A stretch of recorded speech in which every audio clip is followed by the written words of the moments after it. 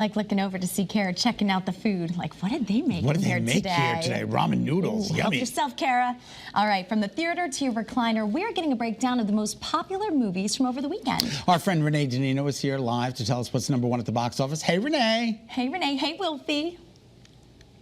Good morning, you two, and good morning from Wolfie. How is he? He's perfect and handsome and cute. Okay. Spoken like every true mother. So funny.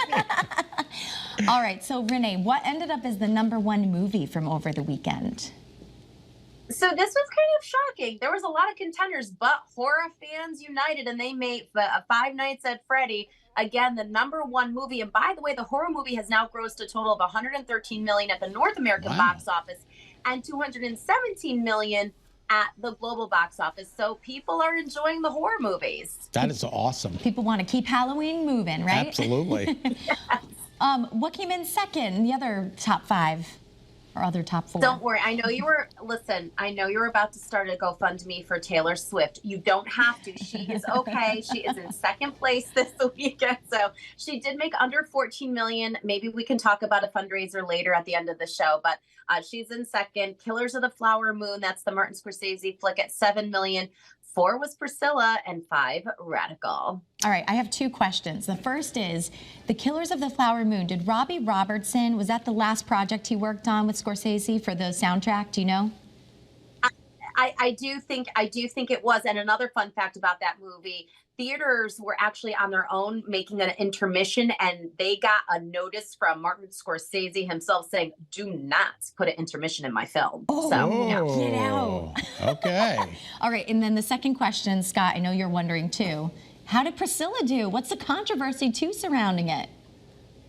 Okay, are you ready, guys? Tell me when to be quiet. Here we go. Critics are baffled by this movie. I told you guys last week that visually it's shot really well. Sofia Coppola did it. She wrote it. She worked with Priscilla Presley, who's actually marked as an executive producer. But critics all agree that this movie is so uncomfortable on so many levels. And there's not one Elvis song in the movie. So if you think you're going to go there and hear Elvis songs, you're not going to hear any Elvis music.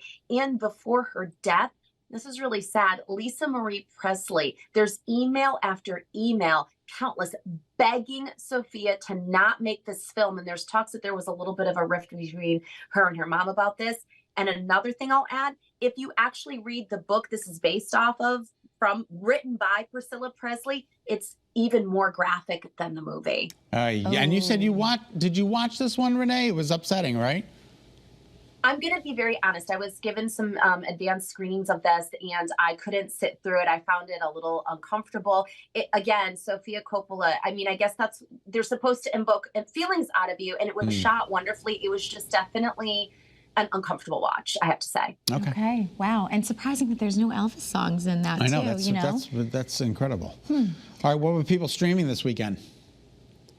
So, #1 that beat everybody was Netflix again, and it was the animated flick that came out actually earlier this year, Spider-Man Across the Spider-Verse. Now, tied in second place was HBO had your favorite movie, Scott and Nicole, The Nun 2, and then tied with Elf, so quite a weird thing there. And then Barbie was #1 on Amazon, but you had to either rent it for $24.99 or buy it for $29.99. Wow. Is Barbie still in the theaters? Yeah. It is. Okay. Have you seen it, Renee? No. Me neither. I am the only one of the 3 of us who's seen this movie. Oh, Kara hasn't seen it either. Kara, Renee, and I, we need to go out to the movies. All right, ladies? Yes. Oh, my gosh. Okay. Deal. And really quick, why could the actors' strike be closer to ending right now, Renee? So over the weekend, everybody was presented with what after us saying the last and final offer from the Hollywood movie and motion pictures. And so Fran Drescher and her team, they're going to look it over this week. We could be looking at the start to the end this week of the strike because they are saying this was the last and final offer. And if it doesn't get signed this week, will movies ever happen again? I don't know.